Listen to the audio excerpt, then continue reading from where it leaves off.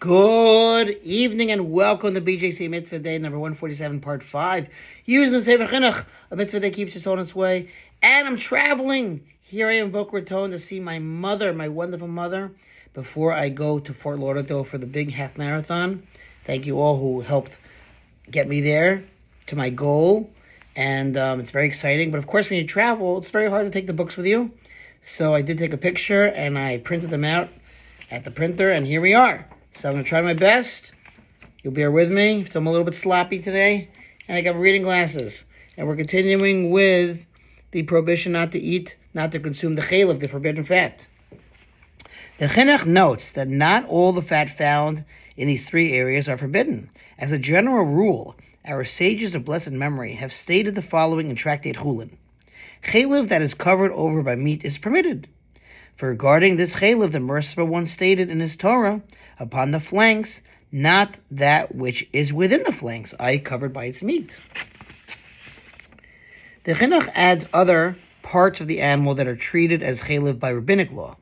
Aside from these three areas whose Cheilev is biblically prohibited, the animal also has within it threads and membranes that are rabbinically forbidden as Cheilev. The Chinuch cites a law regarding trusting a butcher. Our sages of blessed memory have stated that the butchers who are expert in removing Cheilev may be trusted in this matter, i.e. that they have removed all the forbidden Cheilev, as long as they have not lost their presumed status of expertise and trustworthiness. The Chinuch now discusses other permitted fats within the animal. As for the Cheilev of the heart and the Cheilev upon the entrails, which are the convoluted intestine, i.e. the small intestines, the small intestine, these are permitted, and they have the same status as Shuman, permitted fats.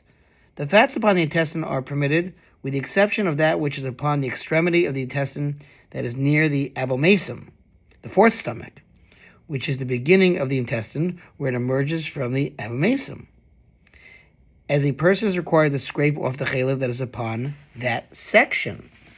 Home stretch, folks. It is regarding the fats from this area that the sages of blessed memory have stated in the Gemara. The first Amma, and again, Amma is about 18 inches or 24 inches, depending on different views. The first Amma of the intestines requires scraping.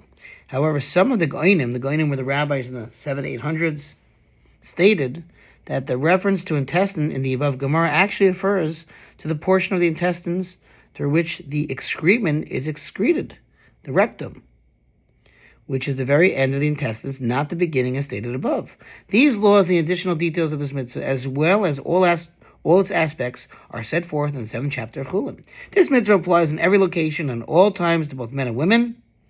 With respect to one who violates this prohibition and eats a kazayas, an olive volume of Cheilev, if he does so intentionally, he is liable to malchus, lashes. If he does so unintentionally, he is obligated to bring a fixed chatas sin offering, which is very interesting. Yeah, that makes sense, actually, because it's unintentional. All right, so thank you for listening. We finished our mitzvah. To sponsor future mitzvah 36, 100 for gold. Have a wonderful night.